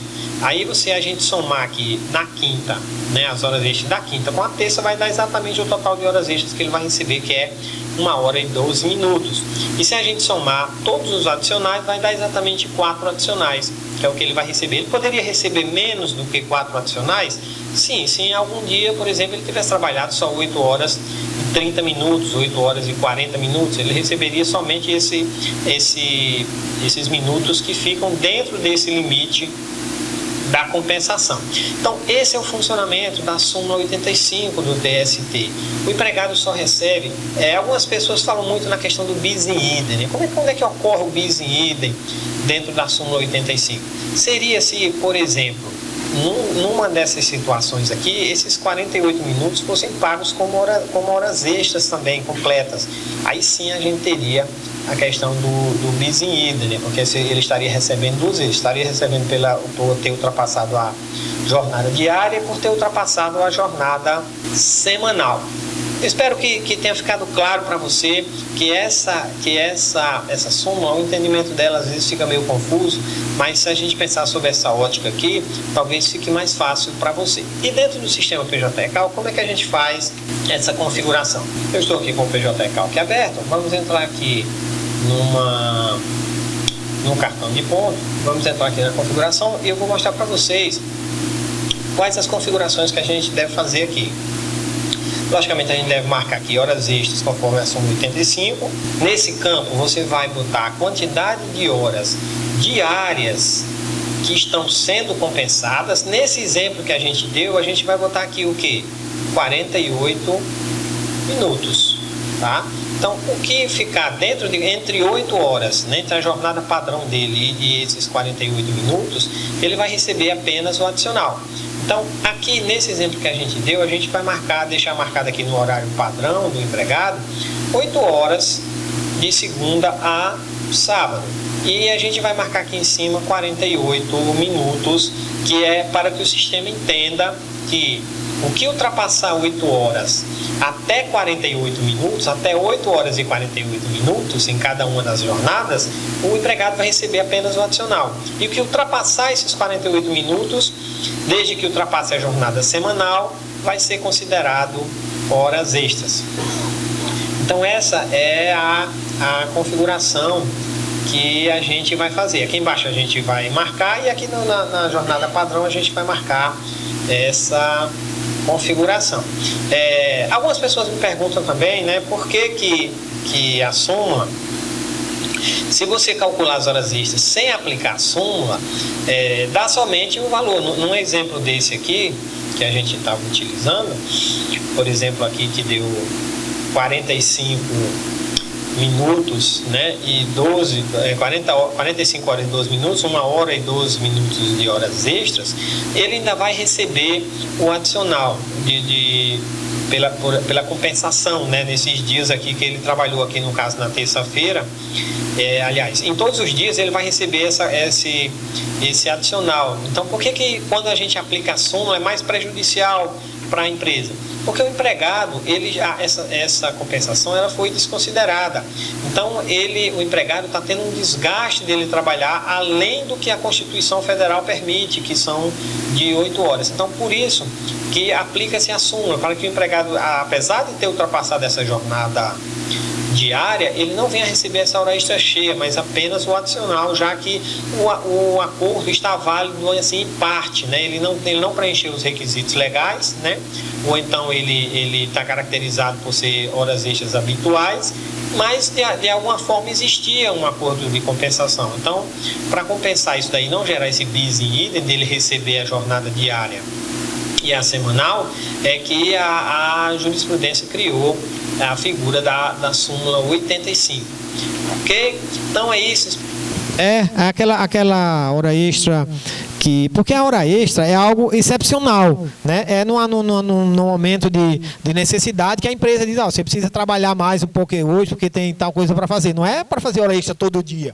Se você contratar um empregado e dizer assim, eu estou lhe contratando, mas você vai prestar hora extra todo dia. Por que ele faz isso? Para não contratar um segundo empregado. Então a legislação protege isso. Então se o juiz entender que as horas extras eram eram habituais, tinha hora extra todo dia, não era um sistema de compensação vez por outra ali, era todo dia tem hora extra. Aí eles entendem que, nesse caso, a jornada não é válida, a compensação de jornada não é válida. Né? E aí, eles, nesses casos, para não ficar totalmente o reclamante tendo que receber todas essas horas extras diárias, como eu disse para vocês, por isso que eu falei no começo do vídeo, o empregado ele não pode ultrapassar nem a diária e nem a semanal. Para ele não receber essas horas extras todos os dias aí, ele vai receber só o adicional desse período. E o grande segredo é isso. O adicional é dentro do que foi ajustado. Se foi ajustado 1 hora de adicional de hora a mais por dia para compensar o sábado, essa hora aí é que ele vai receber o adicional. O que ultrapassar isso aí é hora extra, porque obviamente vai ultrapassar a jornada semanal também. Certo? É aquela continha que eu estava mostrando para você aqui, ó. Quando você calcula, o valor do salário do empregado é R$ 1.100, quando você divide por 220, o valor de 1 hora é R$ 5,00, tá? Se ele trabalhar 8 horas por dia, ele só vai receber esses R$ 5,00 em cada uma das horas, tá? Se ele trabalhou 9 horas, ele não vai trabalhar 1 hora a mais, ele vai receber mais o quê? Mais R$ 5,00, né? Porque ele trabalhou 1 hora a mais, ele tem direito àquela hora, precisa ser paga. Mas a Constituição, inciso 13 do artigo 7º, diz que, além dessa hora a mais que ele vai receber, ele tem que receber mais 50%. Que esse 50% é quanto? R$ 2,50. Nesse caso aí da súmula, o que é que ele vai receber? Apenas esse 2,50. Embora ele tenha trabalhado essa hora a mais do que 8 horas, que é o limite da Constituição, embora ele tenha trabalhado 1 hora a mais, ele não vai receber. Por quê? Porque ele não trabalhou no sábado. Ele compensou essa hora. Mas como o acordo não foi válido, ele não vai receber esses R$ 5,00. Ele vai receber apenas o adicional, que é 2,5. O que é esse 2,5 aqui?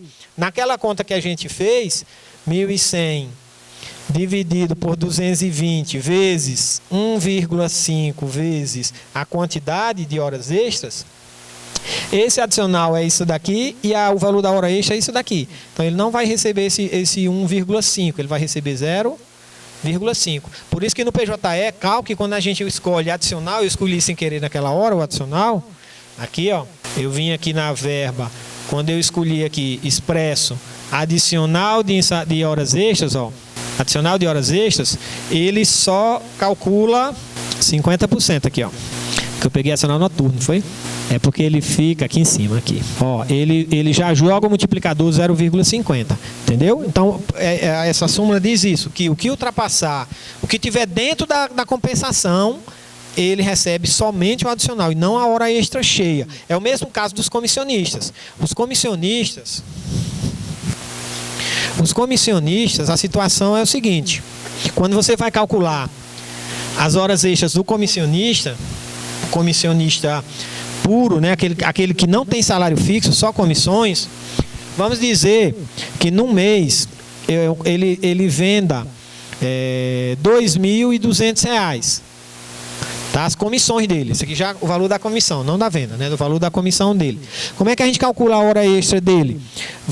A gente vai pegar esse 2.200, o divisor dele não é 220, é 220 mais a quantidade de horas extras que ele prestou. Ou seja, isso aqui é o quê? É a quantidade de horas trabalhadas. Horas trabalhadas. Todas as horas que ele tiver trabalhado no mês, tá? Então, o divisor é diferente do divisor que a gente utiliza. Aí, para compensar isso aqui vai dar, vamos dizer que de R$10, né?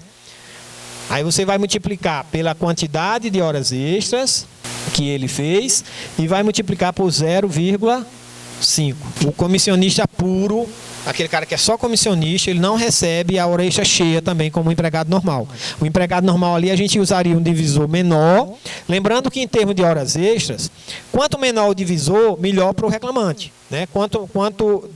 quanto maior o divisor, pior para ele. A gente já viu, às vezes, uma empresa reclamando porque a gente tinha usado o multiplicador, o divisor 220. Ela falou, não é 220 não, é 180. Foi pior para ela. Porque quando você divide, divide por um número menor, lógico que a conta vai dar maior, né? Então, foi mais prejudicial para a empresa. Ela entrou com embargos e o cálculo, depois dos embargos, deu maior do que o original, né? Então, a gente tem que ter esse cuidado. Então, essa questão do adicional de horas extras. O outro vídeo que eu vou mostrar para vocês, essa jornada aí é a jornada mensal, né? O que ultrapassar essa jornada aí é considerada como horas extras, porque aí não está contando os finais de semana, né? Está contando só a jornada mensal dos dias úteis, por isso que dá 188 aí. E vocês fazerem esse exercício aí, o menino me pediu aqui para eu dar uma olhada aqui no cálculo real aqui de vocês, tá? Aqui do regional, daqui da GU. É bom que a gente faz algumas considerações aqui a respeito disso, né? Eu não sei quantos de vocês assim têm experiência, talvez não tenham experiência com processo. Quando vocês forem fazer um cálculo, que vocês peguem um processo para fazer um cálculo, vocês tenham um certo cuidado, porque geralmente os processos têm recurso, tá? Então você não pode calcular a sentença sem você saber se aquela sentença não foi alterada por um acórdão do TRT, né, ou do TST. Então é importante que vocês olhem o processo. Se só tiver a sentença ali, transitou em julgado, beleza. Mas se tiver recurso e tiver um acórdão que pode ter alterado a sentença, você tem que observar o que foi que mudou no acordo. Eu tive dando uma olhada também em sentenças aqui do TRT 10. Os juízes daqui, eles fazem um pouquinho diferente. O juiz lá do TRT 21, eles são mais camaradas com a gente. Por quê? Porque quando eles minutam a sentença, lá na parte do dispositivo, não sei se vocês sabem, mas a sentença ela é formada por 3 partes, né? O relatório, a fundamentação e o dispositivo. No dispositivo, que é o que transita em julgado, lá no TRT 21, eles discriminam quais são as verbas que foram feitas. Bota lá, faz toda a fundamentação e lá no dispositivo ele bota: desse modo, defiro aviso prévio, férias, 13º e tal, com base na fundamentação. Aqui eles não fazem isso. Eles, no próprio corpo da sentença, eles dizem, lá no dispositivo não tem nada.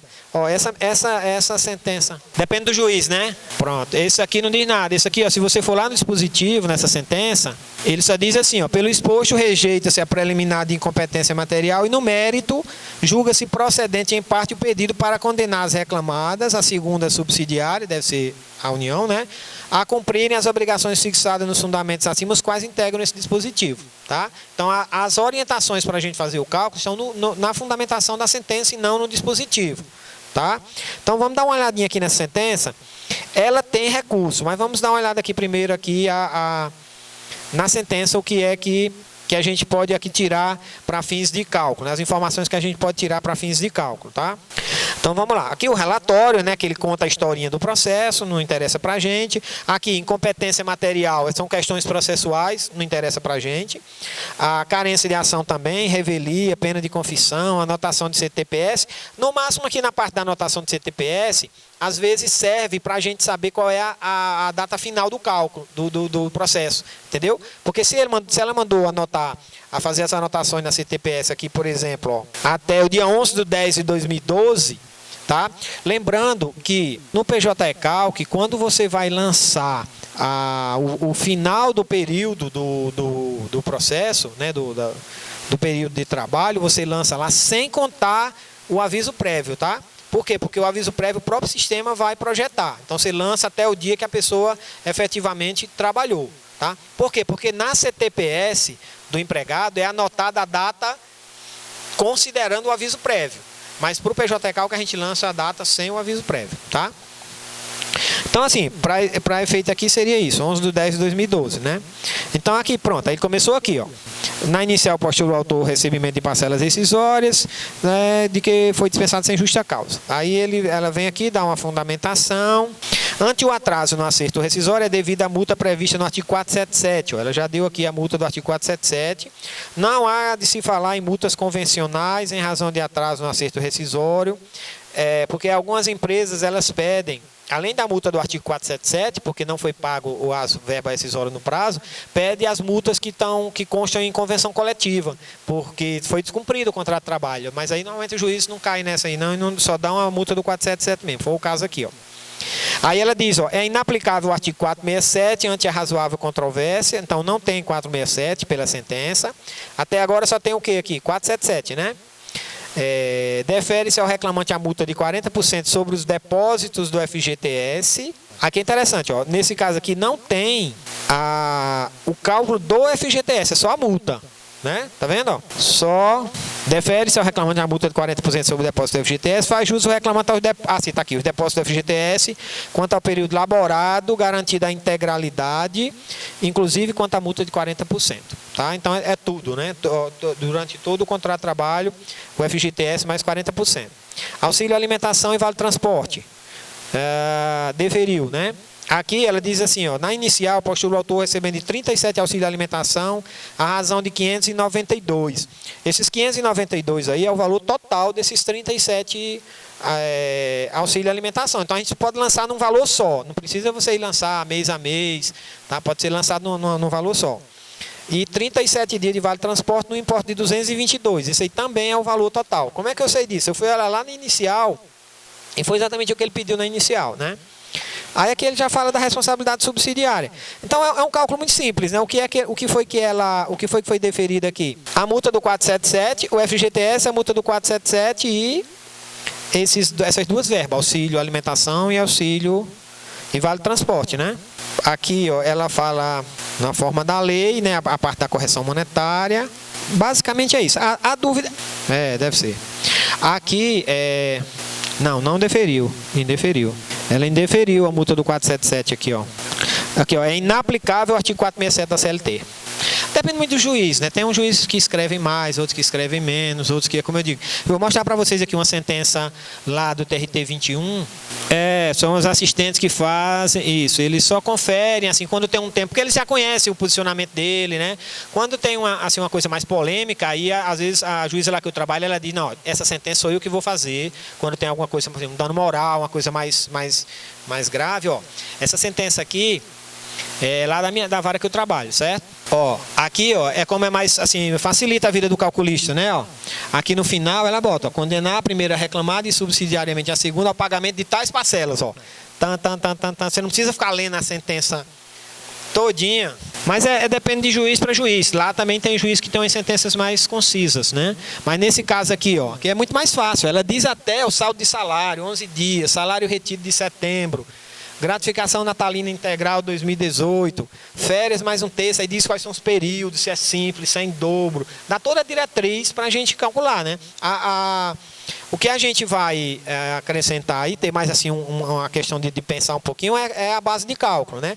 Que eu acho, sem dúvida nenhuma, é a maior dificuldade. A maior dificuldade não é você saber mexer no PJ-Cal, é você saber as bases de cálculo, né? Por exemplo, nesse exemplo desse processo de vocês aqui que eu peguei, qual é a base de cálculo desse processo?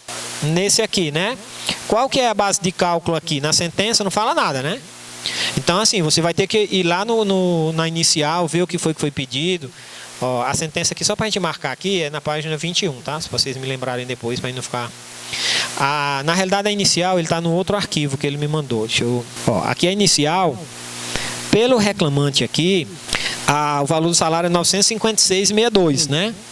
Tá vendo aí? Ó, 956 o salário do mês de setembro. Eu acredito que seja esse. Mas aí a gente olha.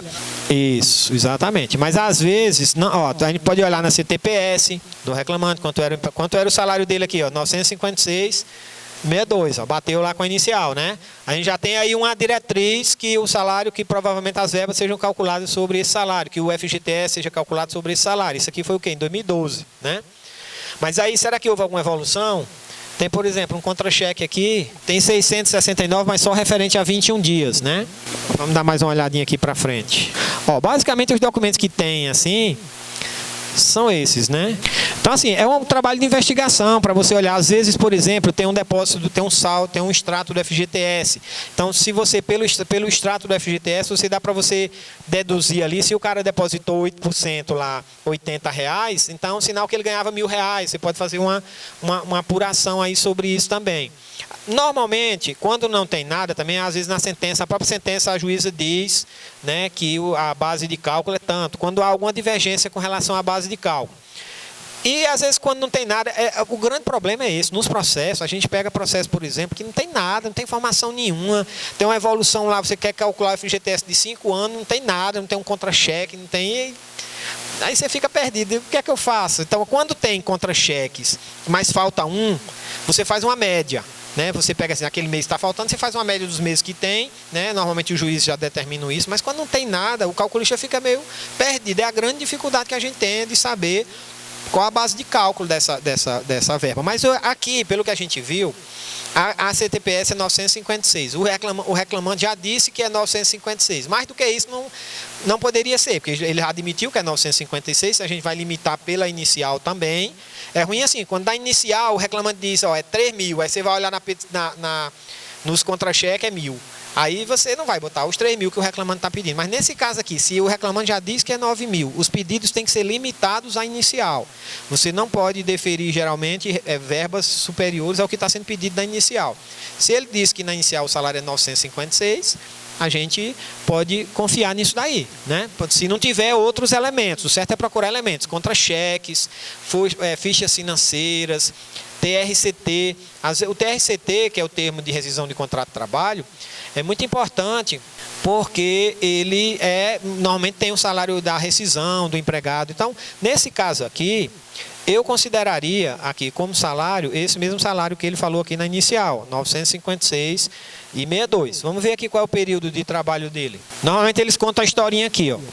Iniciou as atividades em 10/7/2012 e foi dispensado em 11/10. Né? Eu acho que foi essa data aqui que a sentença mandou atualizar, não foi? Mandou anotar a carteira. Aqui, ó, 11/10/2012. Nesse processo não foram deferidas verbas rescisórias, né? Ah, tá aqui, ó. Tem mais coisa aqui, ó. Saldo de salário de 11 dias, né? Que ele saiu no dia 11 de outubro de 2012. Então, pronto. A gente já tem aqui algumas diretrizes, né? O salário integral dos meses de agosto e setembro de 2012, férias proporcionais acrescidas de 1/3 e 13º salário proporcional, tá? Tranquilo. Então, vamos lá. Vamos tentar cadastrar esse processo aqui. Deu. Aqui já é deferindo, ó. Não havendo prova do pagamento dos valores rescisórios postulado na peça de ingresso, que é a inicial, defere-se ao reclamante o recebimento das seguintes parcelas. É o que eu falo, assim, normalmente lá os juízes, lá no dispositivo, eles botam quais são as verbas, eles fazem um resumo. Aqui não, ele só lançou na fundamentação, mas aqui está sendo deferido. Então, ó, nesse cálculo aqui, vamos criar aqui um novo cálculo. Eu vou até botar aqui o número do processo. Tá fácil aqui, será? Estranho, né? 17 é o regional? Não, o regional é 10, né? Esse número aqui tá meio estranho, né? Não, porque aqui aparenta ser o número do processo, né? 2177/2012. Acho que é isso mesmo, 2177/2012. Mas aí o PJE não vai aceitar, o PJE Calc, porque falta aqui o dígito. Deve ser, não sei se o dígito... Aqui embaixo tem. Tá aqui, ó, 2177. Isso aqui é o número do processo. Então, ó, é 2177. Ele tem que estar correto o número para preencher aqui, viu? 62, 2012, Tribunal 10, né? 0017. É a vara aquele 17. É porque esse processo ele deve ser físico, né? Ele nasceu físico e depois ele foi digitalizado e passou a ser eletrônico. Então, aqui a gente vem aqui, ó. Vamos lá, Distrito Federal, Brasília, data de admissão. É 2177, dígito 62. Da 17ª vara, eu acho. Pronto, ó. Então, o início, 10/7/2012, certo? Ela trabalhou pouco mais de 4 meses, né? 10/7/2012, tá? Demissão. Aí aquela 11/10, né? De 2012. Ó, essa pessoa trabalhou só de julho a outubro de 2012, tá? Ajuizamento. O ajuizamento, alguém conseguiu descobrir aí? Então, aqui, ó, a gente vai lançar Na maior remuneração, 956,62, certo? Não é isso? Salvar. Ok? Ó, 10 de julho de 2012 a 11 de 10 de 2012, o ajuizamento 13 de 12 de 2016. Certeza, o ajuizamento é isso mesmo? Porque aqui tá prescrito já aqui. Porque é o seguinte, ó, se você for ver aqui, ele tinha 2 anos para ajuizar essa demanda. Então, ele teria até o dia 11 de 10 de 2014 para ajuizar. Eu acho que essa data aqui é aquela história que eu falei para vocês. Esses processos que nasceram físicos, eles foram transportados para o PJE. E, às vezes, a data que consta no PJE é a data que ele foi digitalizado. E não a data que ele foi protocolado na Justiça... Quando converte, né? Mas é porque a gente não está... Mas é porque a gente não está vendo o PJE, a gente está vendo só um PDF aqui, né? Deixa eu ver aqui.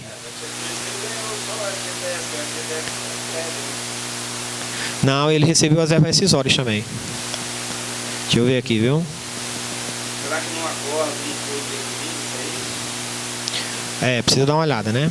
Pode depender do PDF. Não, aqui 2012, ó. A data da atuação é 23 de 11 de 2012. Tá? 23 de 11 de 2012 é o ajuizamento. Tá? Vamos dar uma olhadinha no acórdão aqui, ver se mudou alguma coisa, né? Ó, aqui teve a sentença, aí tem aqui alguns despachos, algumas coisas aqui. Umas certidões. Vamos descendo aqui. Ó, aqui teve um recurso ordinário, né, do Fundo Nacional de Desenvolvimento da Educação.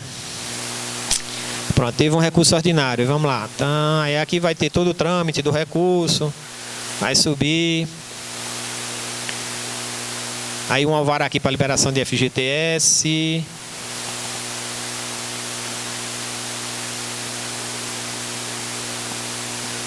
Tá. Ó, aqui, ver que peça é essa daqui. As razões do recurso ordinário ainda deve ser um outro, talvez até mais de um recurso às vezes, né, de 2 partes.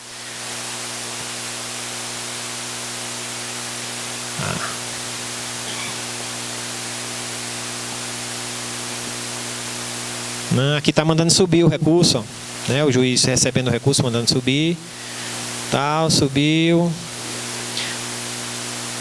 Tem um parecer aqui do Ministério Público. Está tramitando aqui o processo, né?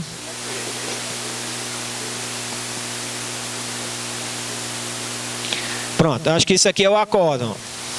Isso aqui é a decisão do tribunal. Vocês têm que ter cuidado quando vocês forem olhar também decisão de tribunal. Porque normalmente eles colocam o acórdão, que é o que vale, né? Isso daqui, acórdão, é o que vale. Mas às vezes tem o voto do relator. Só que às vezes o voto do relator é no sentido contrário. E eles botam o acórdão no mesmo texto, no mesmo documento eles botam o acórdão e o voto do relator. Aí a gente tem que ter cuidado para não achar que o voto do relator é o que está valendo. O que vale é o acórdão, né? A decisão do colegiado. Tá? Então aqui, vamos dizer aqui, ó, em aprovar o relatório, conhecer do recurso e no mérito dar-lhe parcial provimento para determinar a utilização de juros na forma da OJ número 7 do TST-TP, mantido o valor da condenação. OJ número 7, eu não lembro o que é isso. Vamos olhar o que é OJ 7, é isso aqui, será?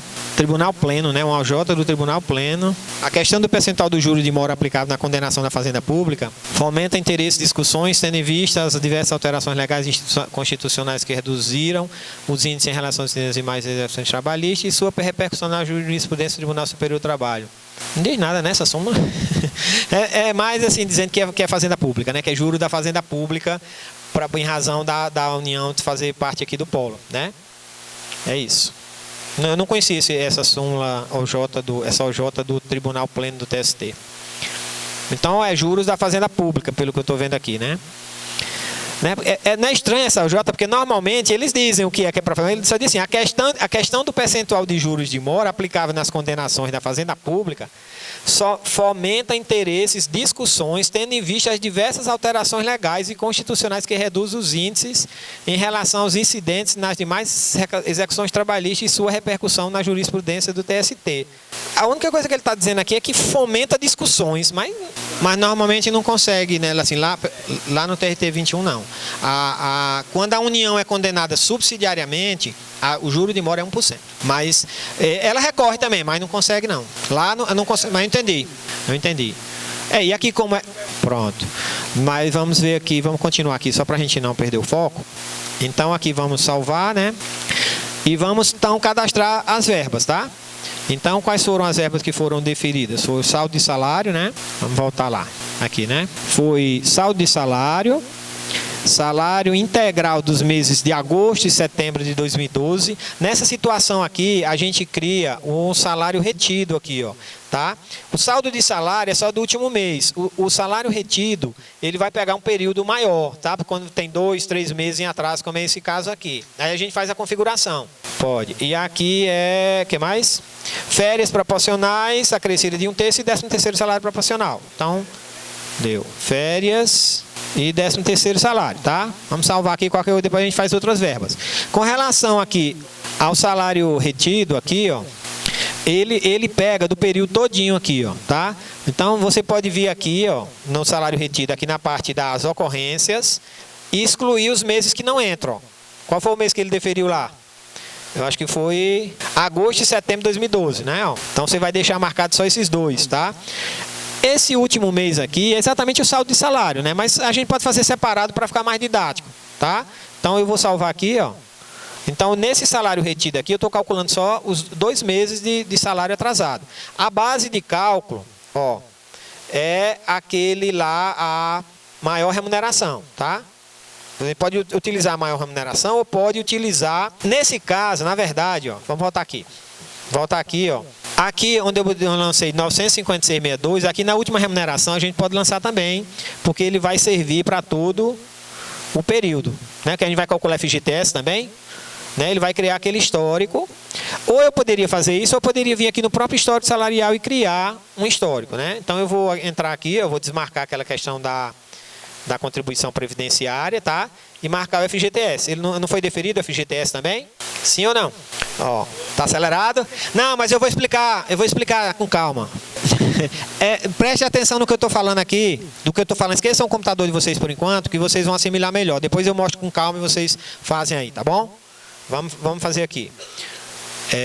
Ó, aqui na parte dos parâmetros do cálculo, eu lancei aquele valor de 962 nos dois campos aqui. Ele gerou um histórico aqui, tá? De 956,62, tá?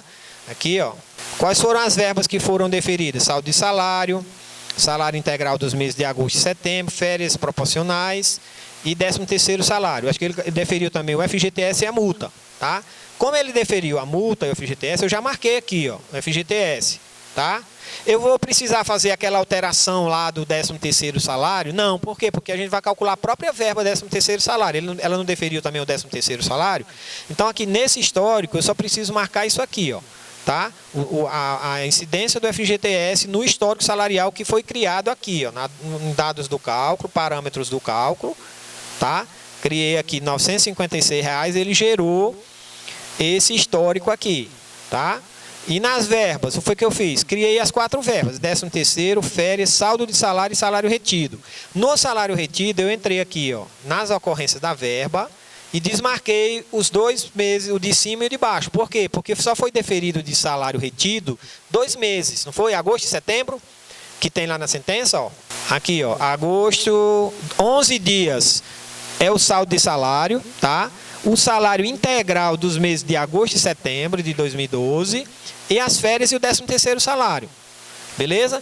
Então, a gente entrando aqui, ó, você vindo aqui de novo aqui nas verbas, vamos olhar como é que ficou o 13º salário aqui, ó, clicando aqui em ocorrências.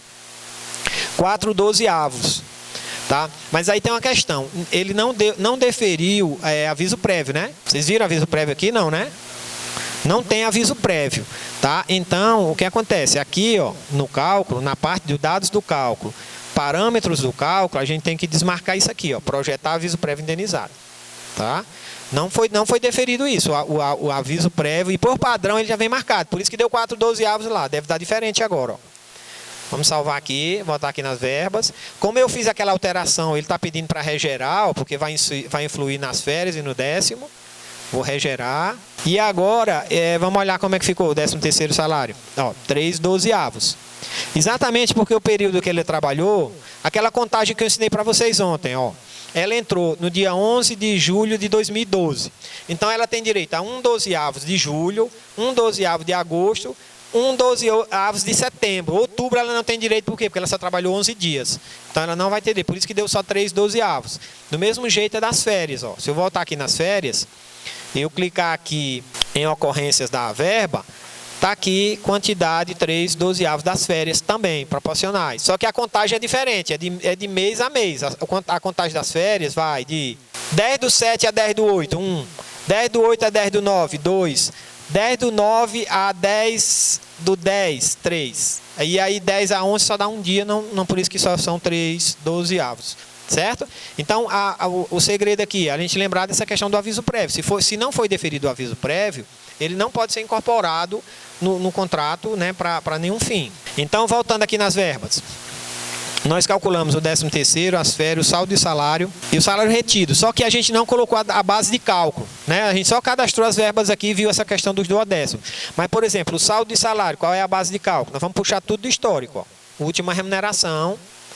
E vou clicar aqui, ó. Na base de cálculo do salário retido, eu entrei, ó, de novo. Vou salvar aqui, ó. Salário retido, cliquei aqui no primeiro botãozinho, parâmetros da verba. E aqui na base de cálculo, qual é a base de cálculo do salário retido dele? É o histórico, né, que a gente criou. Então eu selecionei aqui histórico, escolhi a opção última remuneração e proporcionalizar sim, que ele só vai receber os dias que ele trabalhou, né? Salvar, tá? Aqui, ó, na parte de férias também tem aquele ajustezinho, só que não aparece nada aqui, por quê? Porque as férias proporcionais, ele não tem férias vencidas, só tem férias proporcionais. Aqui não aparece, só aparece férias completas, períodos completos, tá? Então não precisa mexer nada aqui. O que mais que a gente precisa fazer aqui? A base de cálculo do saldo de salário. Aqui a gente pode puxar também no histórico. Última remuneração, sim, salvar. A base de cálculo do 13º salário, histórico salarial também. Última remuneração, sim. Ele fica não, né, para o 13º salário. E o das férias do mesmo jeito, ó. Tá? O das férias é diferente, ele pega a maior remuneração. Por quê? Porque a base de cálculo das férias não pagas, né, é a data da remuneração, né? Que é o mesmo valor aqui no caso, né? Então ele já puxou, ó, maior remuneração. Tranquilo aí, pessoal? Acalmou mais? Não? Tá nervoso aí ainda? Não, mas eu vou dar um tempinho para vocês fazerem aí, tá certo? Para vocês treinarem aí, ver se... não tá. Tá aí, ô Rangel, salva aí esse arquivo aí pro pessoal. Você tem ele aí? Esse arquivo desse processo? Não foi você que me mandou, não? Mas eu não tenho acesso à rede aqui, ó. Bom, então agora outra informação, né? Aí vem a questão das custas processuais e dos juros de mora, né? Vamos fazer essa alteração de juros de mora agora? Então a gente vai vir aqui, ó, correção, juros e multa, tá? Para atualizar o juro de mora. Correção, juros e multa. E a gente vai desmarcar isso aqui, ó, juro padrão e marcar fazenda pública. Só isso, com relação ao juro de mora, tá? Com relação às custas processuais também não tem, né? Vocês não calculam, né? Então aqui a gente desmarca aqui, ó, não se aplica, tá? Custas não se aplica. Tá? Eu entrei aqui, ó, menu custas processuais, marquei esse item, não se aplica.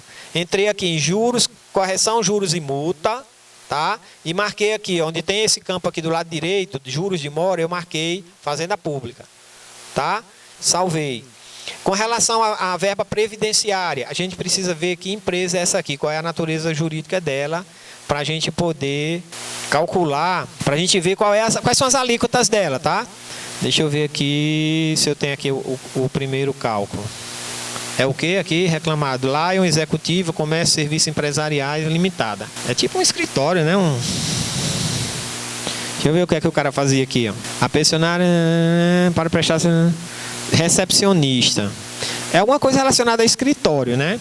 Então a gente poderia vir aqui, ó, contribuição social, tá? Aí você, como eu disse para vocês, ó, não tem nada habilitado aqui, ó. Você vem em ocorrências, regerar, aí ele fica habilitado. Aí você vem aqui por atividade econômica e bota aqui a atividade da empresa. Que aquela ali, eu não sei, você pode também Para você saber qual é a atividade da empresa, você pega o CNPJ dela e coloca na receita lá e vê qual é o KNAI. Então você vê a atividade, né? Aqui eu acho que não sei se tem escritório não. Não, a atividade. É só para você saber qual a atividade, entendeu? Porque no KNAI não tem, né, atividade?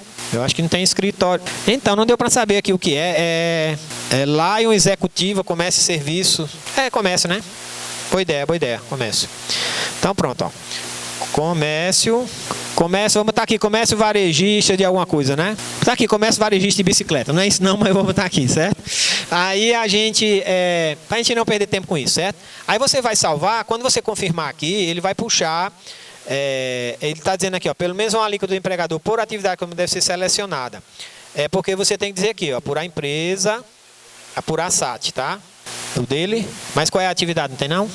Se tiver aqui que você altera, né? Mas aí tem que ter no processo, né? Isso, né? A gente lá, por exemplo, quando é optante do simples também aqui, ó, tem uma opção aqui que você marca se a empresa é optante do simples, porque tem uma redução também na parte da previdência, né? Mas assim, a gente só faz isso quando tem nos autos, né? Quando a parte pede, a gente não vai atrás disso também para saber se é optante do simples, isso aí seria o trabalho do advogado também, né? Se o advogado não falou nada.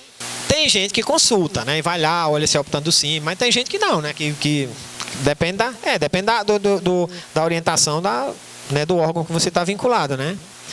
Do mesmo jeito essa cota parte do reclamante, né? Se vai ter ou não, né? Então salvou aqui.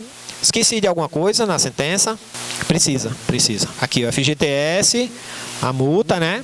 Sobre o valor devido, sobre o valor calculado. Salvar.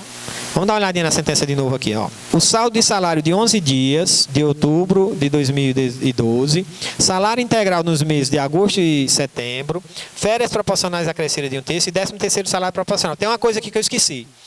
Vocês estão vendo aqui, ó, que eu calculei as verbas, o salário de setembro, agosto, setembro e outubro eu calculei aqui. Todos eles já está marcado o FGTS.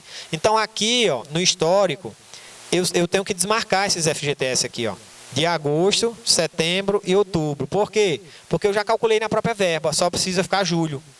Que julho ele recebeu o salário na época, né? Vocês entenderam aí? Aquela mesma questão que tem no exemplo lá. Ó, aqui quando eu calculei as verbas aqui, ó, quando eu calculei saldo de salário, eu já marquei aqui o FGTS, tá? Dos 2 meses. Quando eu calculei o saldo de salário, eu já marquei aqui também FGTS. Então, se eu deixar marcado aqui no histórico salarial, que é para calcular o FGTS de todos os meses, eu vou estar calculando 2 vezes o FGTS. No histórico e na verba.